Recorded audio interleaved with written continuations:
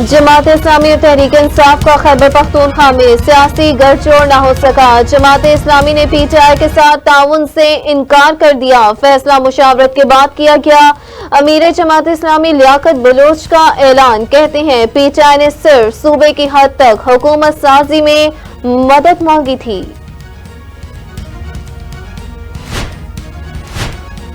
मरकज में तहरीक इंसाफ की हुकूमत न बनने पर अपोजिशन लीडर कौन होगा? तहरीक इंसाफ ने अपोजिशन लीडर के लिए नामों पर गौर शुरू कर दिया। अपोजिशन लीडर के लिए बैरिस्टर गौहर अली खान और शेर अफजल मरवत के नाम सामने आ गए। हतमी नाम का फैसला बानी पीटीआई करेंगे।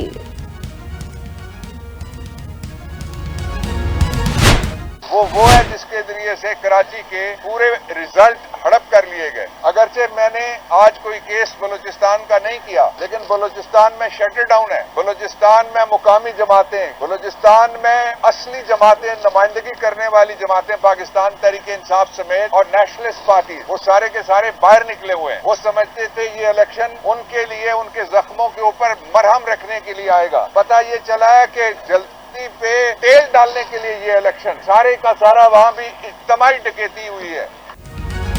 जो खड़े और डटे रहे उनको शाबाश। पाकिस्तान में माफिया का कोई मुस्तकबिल नहीं। वकील पीटीआई बाबर अमान कहते हैं हमारे घरों और ऐवान इक़्तिदार में डाकू दाखिल न करो। PDM 2 का ड्रामा सीरियल 1 की तरह फेल होगा। मेरे साथ जो इलेक्शन लड़ रहे थे वो सिर्फ ये नहीं था कि तारिक फजल चौधरी हो, उसमें जमात इस्लामी थी, उसने कल प्रेस कॉन्फ्रेंस की है, उसमें मुस्तफा नवाज खोखर था, वो पहले दिन से हमारे हक में हमारे साथ खड़ा है। इसमें TLP थी, उसने कल प्रेस कॉन्फ्रेंस की है। और इसी तरह तमाम वो लोग जो लोग हमारे मद्दे मुकाबिल थे, उन लोगों ने इसको एक्सेप्ट किया कि फॉर्म 45 वो चीज़ होती है कि जिसके तमाम पोलिंग एजेंट्स के उसके ऊपर दस्तखत होते हैं और उसकी रोशनी में फॉर्म 47 बनता है। पूरे पाकिस्तान में पीटीआई भारी अक्सरियत से जीती। करप्ट माफिया को हमारे ऊपर मुसल्लत किया जा रहा है। सीनियर वकील पीटीआई शोएब शाहीन कहते हैं फॉर्म 45 के मुताबिक फॉर्म 47 जारी होता है। फॉर्म 45 तमाम फ्रीकैन के पास मौजूद होता है। इलेक्शन कमीशन के नोटिफिकेशन को हाई कोर्ट ने चैलेंज किया है। हुकूमत में बैठना है या नहीं? JUI की मजलिस आमला का इजलास आज फिर तलब। सरबराह JUI मौलाना फजलुर रहमान इजलास की सदारत करेंगे। इजलास में सूबाई जमात इंतखाबात के हवाले से अपनी रिपोर्ट पेश करेंगी।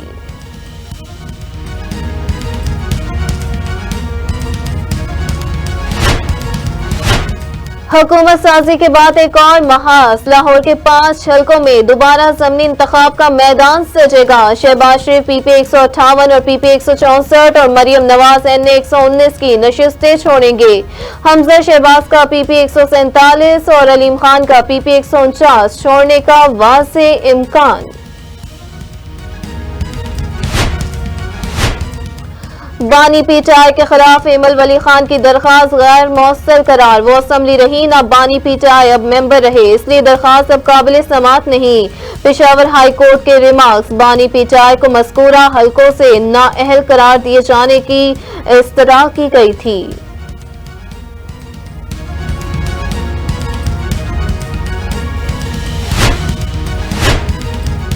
बानी तहरीक इंसाफ का इंतखाबी नताइज सुप्रीम कोर्ट में चैलेंज करने का ऐलान। पीटीआई के हमायत याफ्ता एक और आजाद उम्मीदवार दोबारा गिनती में हार गए।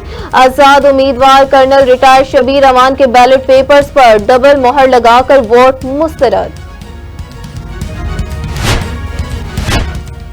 रावलपिंडी हल्का NA 46, 47 और 48 कामयाब उम्मीदवारों की नोटिफिकेशन कालअदम करार देने की दरखास्त पर फैसला महफूज। फॉर्म 47 में पोस्टल बैलेट्स का नतीजा शामिल नहीं होता। दरखास्त गुजारों का इल्जाम कमीशन ने दरखास्त मंजूर करनी है या मुस्तरद, लेकिन फैसला तो करें। वकील इलेक्शन कमीशन के दलाइल। सियालकोट NA 71 रिटर्निंग अफसर तलबी के बावजूद पेश न हुए। समाअत 22 फरवरी तक मुलतवी। रेहाना डार ने NA 71 सियालकोट के नताइज रोकने की इस्तदा की थी।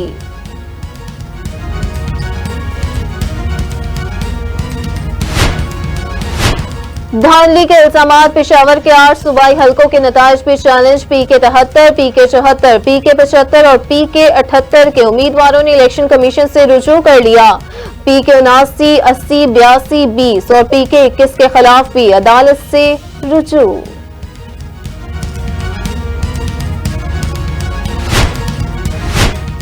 NA 128 से ओन चौधरी की कामयाबी का नोटिफिकेशन चैलेंज। तहरीक इंसाफ के हमायती याफ्ता आजाद उम्मीदवार सलमान अकरम राजा ने दरखास्त दायर की। दरखास्त गुजार के NA 128 से ओन चौधरी की कामयाबी का नोटिफिकेशन कालअदम करार देने की इस्तदा।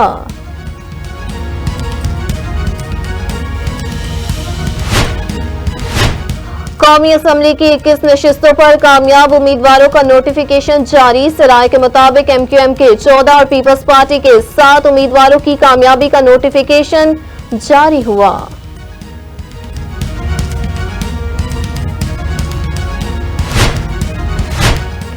गिलगित बल्तिस्तान के लोगों को अपनी आईनी हैसियत ही मालूम नहीं। गिलगित बल्तिस्तान की आला अदलिया में जजेस तैनाती केस में चीफ जस्टिस के रिमार्क्स। अदालत ने लार्जर बेंच की तश्कील के लिए मामला जजेस कमेटी को भिजवा दिया।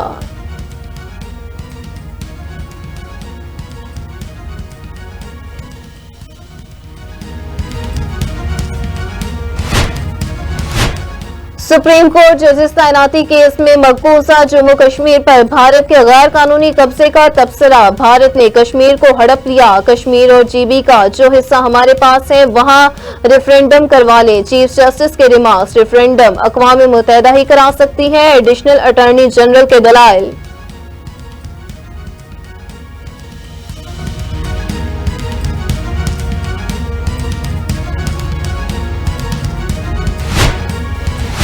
Ramzan sugar mills reference. Hamza Shahbaz की 1 रोजा हाजिरी मौफी की दरखास्त मंजूर। अदालत ने हमजा शहबाज की मुस्तकबिल हाजिरी की दरखास्त पर दलाइल तलब कर लिए। केस की समाअत 12 मार्च तक मुलतवी।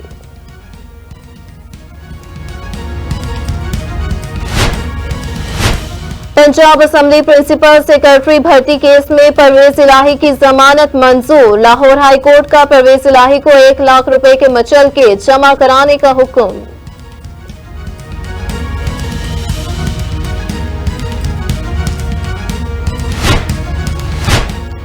महंगाई के सदाए अवाम पर मजीद बोझ पड़ने का इम्कान। आइंदा 15 रोज के लिए पेट्रोलियम मसनूआत महंगी होने का खदशा। पेट्रोलियम मसनूआत की कीमतें 8 रुपए महंगी हो सकती हैं।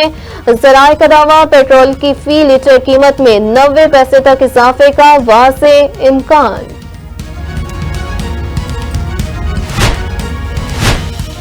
पाकिस्तान स्टॉक एक्सचेंज में तेजी की लहर। 100 इंडेक्स में 1000 पॉइंट से जायद का इजाफा। मार्केट में 100 इंडेक्स 62,266 का हो गया।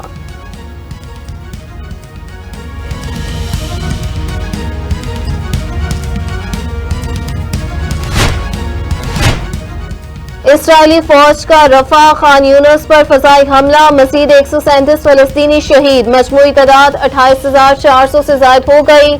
रफा में इसराइल फोर्सेस का जमीनी ऑपरेशन। कई ममालिक ने इसराइल को हथियारों की बरामदात में कमी कर दी।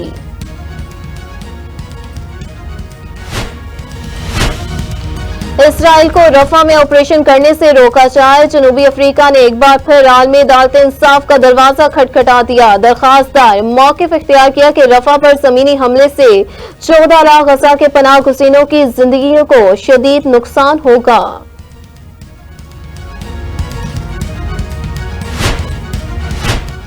हमास का अल-अक्सा फील्ड ऑपरेशन 6ठे माह में दाखिल। मुजाहिदीन ने सहूनी अफवाज की बख्तरबंद गाड़ी को तबाह करने की नई वीडियो सोशल मीडिया पर जारी कर दी। हमास जंगजुओं ने यहूदी अफवाज के ठिकानों को भी निशाना बनाया।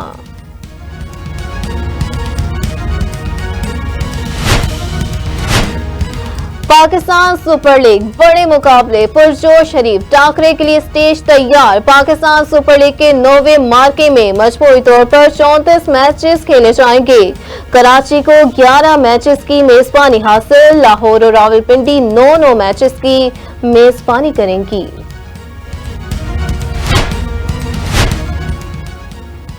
और पाकिस्तान सुपर लीग का मेला सजने को तैयार। PSL तराने का टीजर जारी। तराना आज रिलीज किया जाएगा।